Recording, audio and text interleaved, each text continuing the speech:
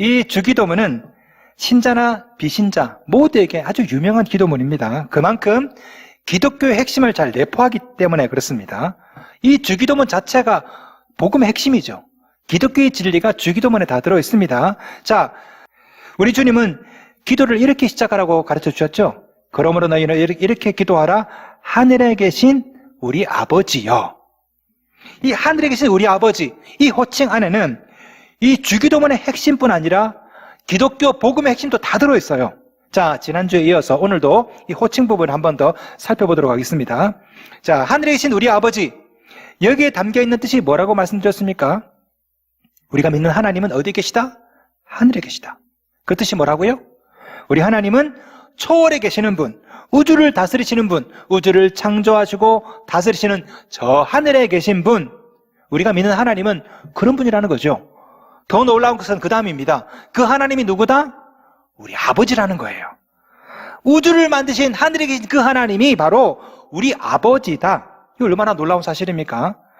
하나님이 나를 천국이나 지옥에 보내는 심판자가 아니라, 기적을 만들어내는 미러클 메이커가 아니라 하나님이 누구다? 내 아버지다. 그래서 어떤 분은 주기도를 이렇게 평가했습니다. 주기도는 하나님과의 새로운 관계에 대한 초청이다. 우리 예수님은 주기도를 가르쳐 주시면서 하나님과 우리의 관계를 창조주와 피조물에서 아버지와 자녀로 새롭게 바꾸어 주셨어요. 이것이 기독교의 진리죠. 복음의 핵심입니다. 하나님의 아버지 되심, 우리는 하나님의 자녀됨. 사도신경에서도 이걸 제일 먼저 고백하고 있습니다. 나는 전능하신 아버지 하나님, 천지의 창조주를 믿습니다. 무슨 말입니까? 전능하신 하나님, 천지의 창조주가 누구다? 우리 아버지라는 거예요. 우리 아버지. 여러분, 주기도문도 사도신경도 제일 먼저 강조하는 게 뭡니까? 전능하신 하나님, 하늘이신 그분이 누구다? 우리 아버지다. 여러분, 주기도문을 다시 한번 생각해 보겠습니다. 우리 지난주에 말씀 봤던 것처럼 우리 한글 개혁 성경은 주기도문 앞에 보시면요, 하늘에 계신 우리 아버지, 하늘에 계신이 먼저 나오죠. 원어는 뭐라고 말씀드렸습니까? 아버지가 먼저 나와요. 파테르 헤몬, 파테르, father. 아버지가 먼저 나옵니다. 원래 우리 한국말은 하늘에 계신 우리 아버지지만 원어는요, 아버지, 우리의 하늘에 계신 아버지가 제일 먼저 나와요. 주기도문은 뭘 강조하는 겁니까? 아버지. 재미있는 것은 사도신경도 그렇습니다. 우리가 사도신경을 암송할 때 나는 전능하신 아버지 하나님, 전능하신이 먼저 나오죠? 영어 성경은 안 그래요. I believe in God the Father Almighty. Father가 먼저 나와. 하나님이 누구다? God. 하나님은 the Father. Almighty는 그 다음에 나와요. Creator도 그 다음에 나옵니다. 주기도문도 사도신경도 둘 다 뭘 강조합니까? Father, Pater, God the Father. 아버지 되심을 먼저 강조하고 있는 겁니다. 주기도문에서는요, 우리 삶 가운데 하나님이 아버지 되심을 믿게 해달라고 기도하고요, 사도신경은 하나님이 우리 아버지 되심을 믿고 있다고 고백하는 겁니다. 그럼에도 불구하고 너무나 많은 그리스도인들이 이 사실을 잊고 살아요. 주기도문을 외우면서 하늘에 계신 그분이 내 아버지다, 이 사실을 잊고 산다고. 저는 이 사실을 볼 때마다 옛날 개그 프로가 생각나요. 개그 프로. 우리 60년대 70년대 우리 성도 여러분, 유머 1번지 기억나십니까? 거기 보시면 이런 개그 프로가 있습니다. 홍길동이 아버지를 찾아갑니다. 아버지 홍대감이 얘기합니다. 홍길동에게 호부호영을 허하노라. 그러니까 홍길동이 이렇게 얘기하죠. 아버지를 아버지라 못하고 형을 형이라 못하는데 호부호영이 무슨 소용이 있습니까? 아버지가 너무 당황해서 그러니까 호부호영을 허한데도 홍길동이 또 얘기해요. 아버지를 아버지라 못하고 형을 형이라 못하는데 호부호영이 무슨 소용이 있습니까? 이게 이제 그 당시 유머입니다. 우리 그리스도인들도 이렇게 하고 있어요. 우리 예수님께서 너희는 이렇게 기도해라. 하늘에 계신 그분이 네 아버지다. 무슨 말이에요? 호부호영을 하노라. 하나님을 아버지라 불러라. 그런데 우리는 어떻게 살아요? 하나님을 아버지라 못 불러요. 왜? 하나님 너무 바쁘다고 생각하거든. 너무 바쁘셔서 내 기도 들어주실까? 이런 생각을 하고 있습니다. 하나님이 무서워요. 하나님께서 설교자를 보내서 호부호영을 하노라. 이제부터 하나님을 아빠라 불러라. 그런데 우리는 어떻게? 기도할 때 하나님을 우주로 쏘아보내. 천지의 주제시고 저 멀리 하늘에 계신 하나님 아버지 쏘아보내버려.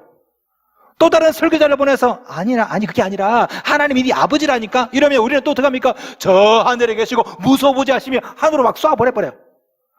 계속해서 반복되고 있습니다. 하나님은 아버지라 불러라고 하는데 우리는 이것을 부르지 않거나 의심하거나 인식하지 못하거나, 이게 얼마나 코미디 같은 상황입니까? 우리 주님은 이렇게 말씀하십니다.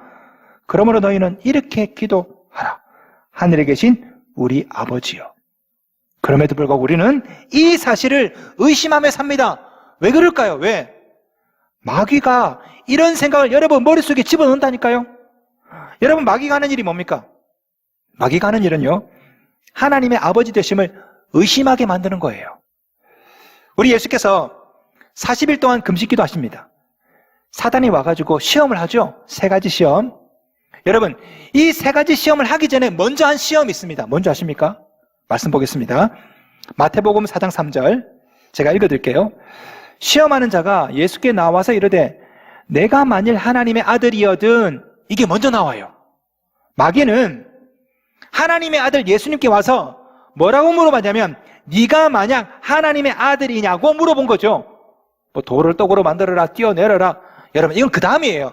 진짜 마귀 시험의 핵심은요, 네가 하나님의 아들이냐? 그 마귀가 2000년의 시공을 뛰어넘어서 오늘 여러분에게 똑같이 시험하는 겁니다. 네가 하나님의 아들이냐고. 아니라고. 하나님 바쁘다고. 너같이 하찮은 자의 기도를 들어줄 수 없을 만큼 그렇게 바쁜 분이다. 네가 100일 동안 기도해봐라.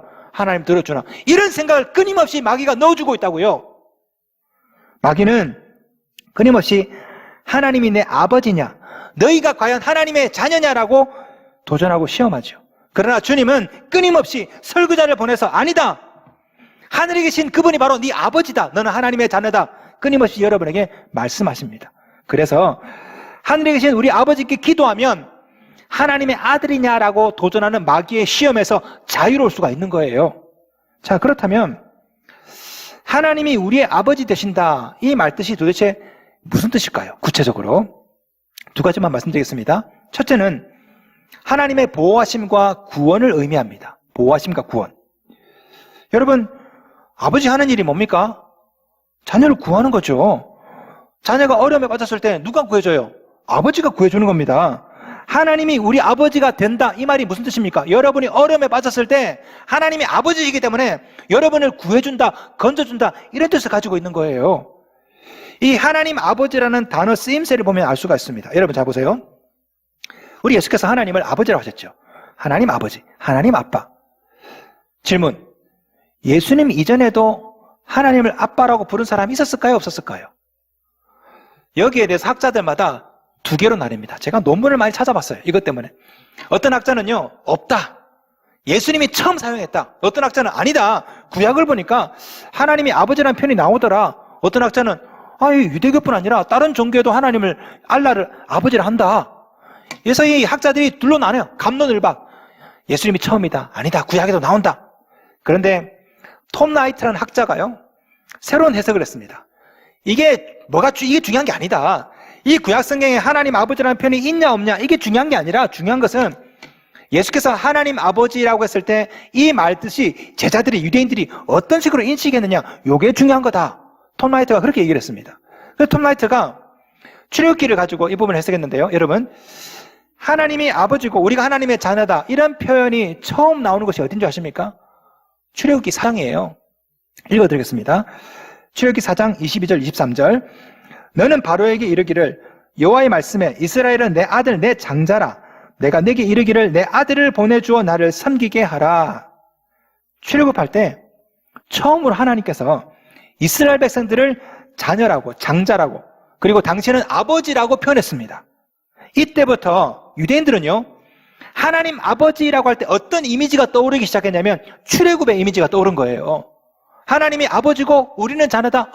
출애굽, 구원, 이런 생각을 가지게 된 겁니다. 실제로 사무엘서, 그다음에 이사야서에 보면요, 하나님을 아버지라고 표현할 때마다 항상 거기에 구원, 해방, 이런 이미지, 이런 메타포가 들어가요. 그러니까 머릿속에 하나님 아버지 할 때 유대인들은 자동적으로 구원, 해방, 이런 출애굽, 이런 생각이 들게 된 겁니다. 자, 예수께서 시공을 뛰어넘고 우리 예수께서 제자들에게 말씀하십니다. 자, 너희들은 이제부터 이렇게 기도해라. 하늘에 계신 우리 아버지. 이 말을 듣는 순간 제자들 머릿속에 뭐가 떠올랐을까요? 뭐가? 출애굽. 새로운 출애굽. 아, 예수님은 지금 새로운 출애굽을 하려고 하시는구나. 저 표현은 출애굽기에 나오는데. 여러분 잘 보세요. 구약 성경에서 출애굽을 앞두고 하나님께서 말씀하셨죠. 출애굽기 4장 22절. 이스라엘은 내 아들 내 장자라.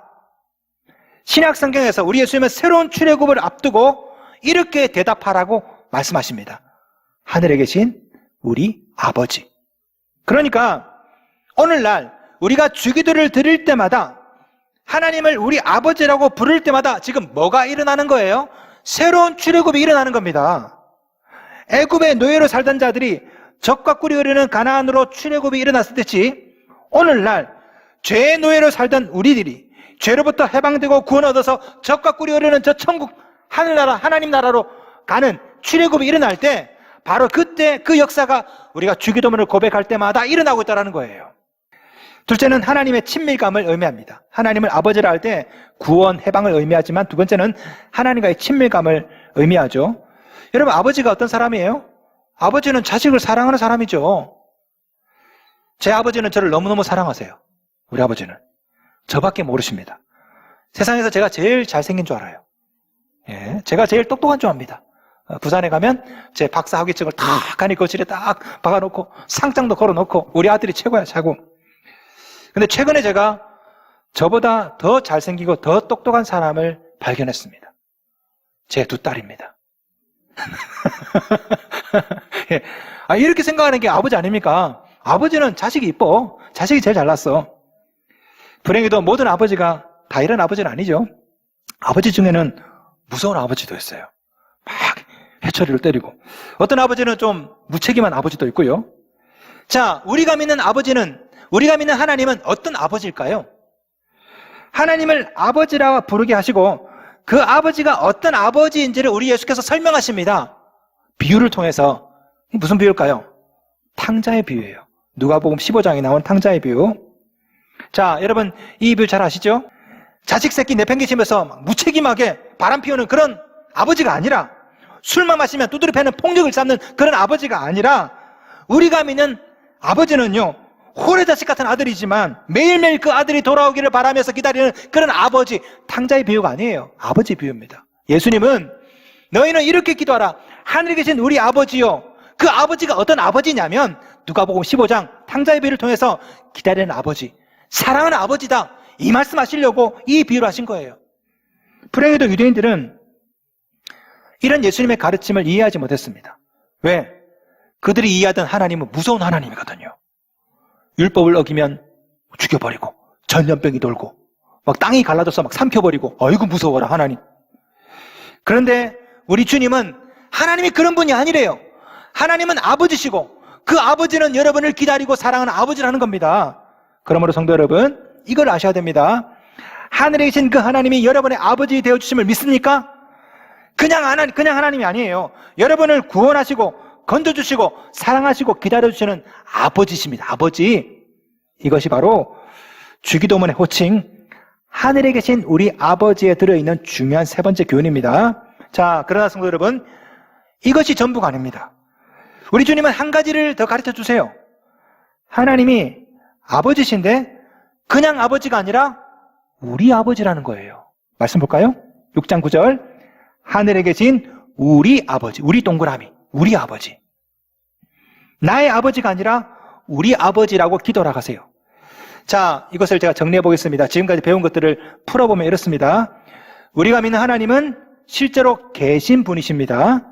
그분은 하늘에 계신 분이세요. 그 하늘에 계신 분이 내 아버지가 되어주십니다. 그런데 그분은 내 아버지일 뿐 아니라 우리의 아버지라는 거죠. 우리의 아버지. 물론 하나님은 내 아버지죠. 우리 6장 6절 볼까요? 너는 기도할 때에 내 골방에 들어가 문을 닫고 은밀한 중에 계신 내 아버지께 기도하라. 은밀한 중에 보시는 내 아버지께서 갚으시리라. 내 아버지. 우리 예수님은 하나님이 내 아버지야. 내 아버지. 1인칭 내 아버지. 그런데 3절 뒤에 9절에서는 어떻게 바꾸십니까? 하늘에 계신 우리 아버지. 내 아버지를 우리 아버지로 바꾸세요. 여러분, 이 말씀 우리가 이 부분을 읽을 때마다 한국 사람들이 잘 오해하는 부분이 바로 이 부분입니다. 한국 사람들은 습관적으로 1인칭 복수 주어를 잘 쓰는 경향이 있죠. 예를 들어서 내 집이 아니죠. 우리 집에 우리 집 갈까? 우리 집. 내 마누라가 아닙니다. 우리 마누라예요. 우리 마누라. 제가 영어를 잘 못할 때 미국 가서 제 아내를 소개할 때 이렇게 소개했어요. This is our wife. 그러면 미국 사람들이 깜짝 놀랍니다. 이 사람이 너와 나의 공동 와이프냐? Our wife. 우리는 그런 말 잘 쓰죠. 왜? 농경 문화에 살았기 때문에 우리라는 말 잘 써요. 우리 집, 우리 딸, 우리 아내.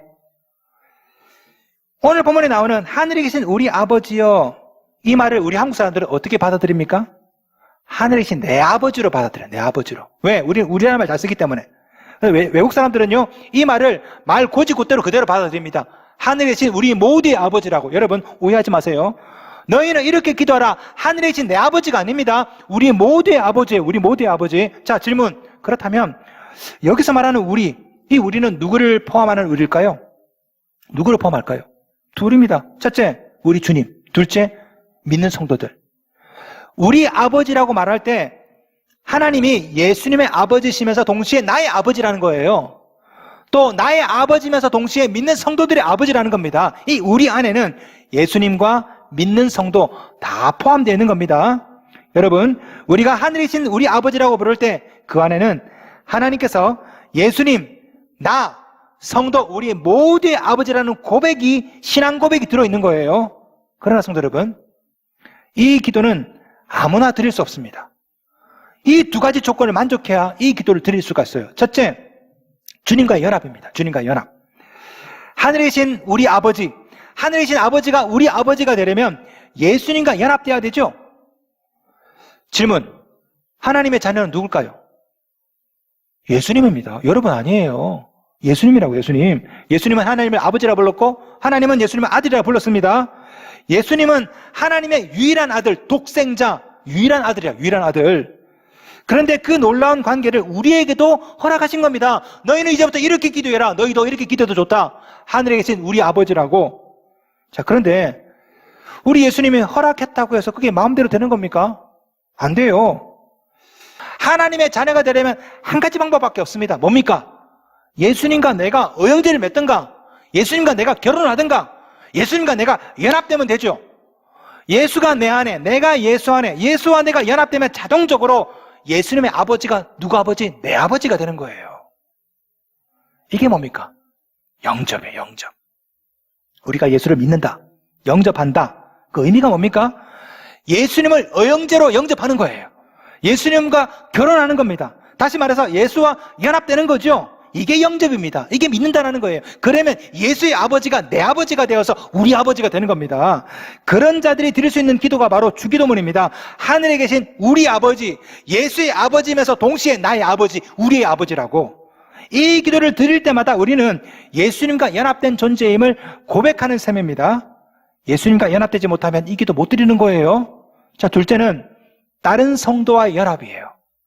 예수와 연합되어야 하기도 하지만 동시에 다른 성도와도 연합되어야 하늘에 계신 그분이 우리 아버지가 될 수 있는 겁니다. 우리 아버지.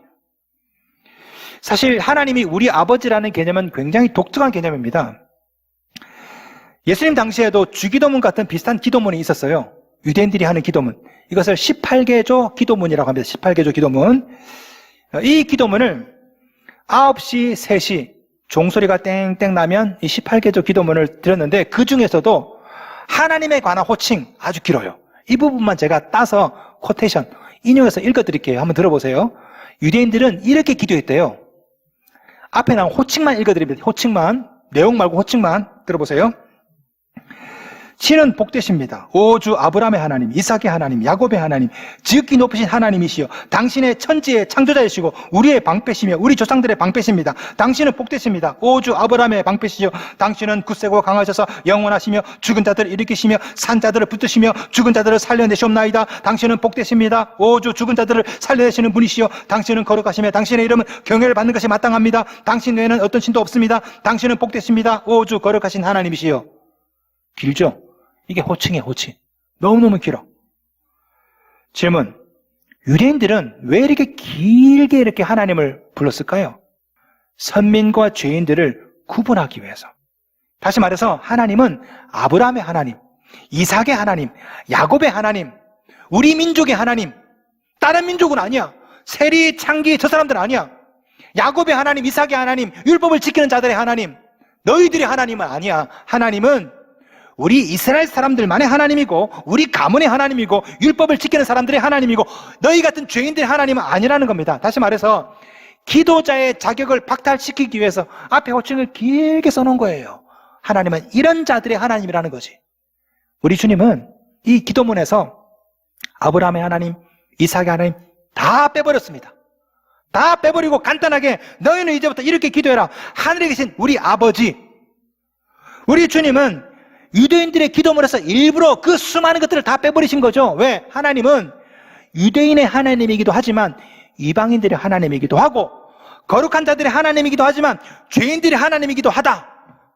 일부러 예수께서 그 긴 기도문을 요하께서 너희는 그렇게 기도하지 말고 이렇게 기도해라. 하늘에 계신 우리 아버지라고. 이 우리 안에는 유대인, 이방인, 율법을 지킨 사람, 지키지 못한 사람, 선인, 죄인들 다 포함되는 겁니다. 하나님은 그들 모두의 하나님이라는 거죠. 불행히도 우리는 그런 하나님을 싫어합니다. 왜? 우리는 하나님이 나의 하나님이기만을 원하거든요. 내 기도만 들어줬으면 좋겠어요. 내 억울함만 풀어줬으면 좋겠습니다. 어떤 사람이 교회에서 기도합니다. 누가 먼저 와서 기도하는 거예요. 열심히 이분이 통성으로 기도합니다. 얼마나 시끄럽게 기도하는지. 그 다음에 온 사람이 기도를 못해. 너무 시끄러워가지고 뭘 기도하나 가만히 들어봤더니 하나님께 10만 원만 달라고 기도하는 거예요. 10만 원만 주세요. 10만 원만 주세요. 망언으로.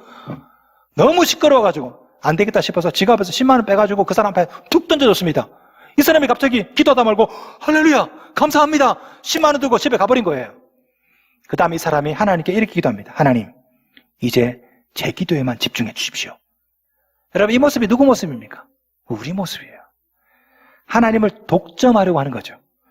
하나님은 나의 아버지기만을 원하는 겁니다.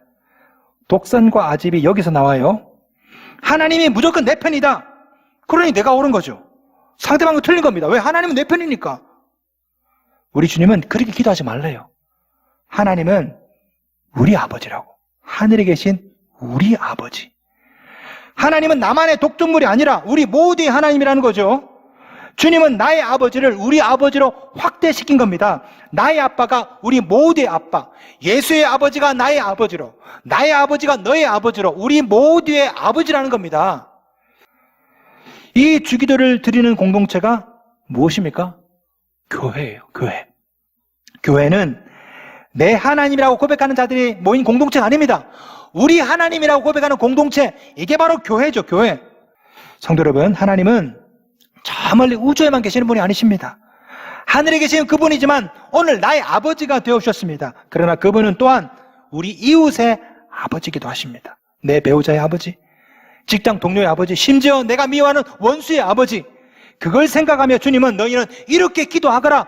하늘에 계신 우리 모두의 아버지라고. 이 기도를 드리시려면 여러분은 예수님과 연합되고 다른 성도와도 연합되어야 됩니다. 예수님과 연합되면 예수님의 아버지가 내 아버지가 되죠. 다른 성도와 연합되면 내 아버지가 그들의 아버지가 되는 거예요. 그래서 하나님이 우리 모두의 아버지가 되는 겁니다. 주기도문의 호칭을 통해서 예수님이 기대하신 것이 바로 이거죠. 주기도를 드릴 때마다 우리가 예수와 연합되고 다른 성도와 연합되어서 결국 우리 모두가 다 같이 하나님의 자녀가 되는 것, 한 아버지 밑에 있는 하나님의 자녀가 되는 것, 이게 예수님이 기대하신 생각이에요. 오늘도 우리 주님은 여러분 모두가 이렇게 기도하기를 원하십니다. 하늘에 계신 우리 아버지. 예수님께서 우리에게 하나님의 아버지됨을 허락해 주셨습니다. 그렇다면 우리도 우리 이웃에게 하나님의 아버지됨을 허락해야 되지 않을까요?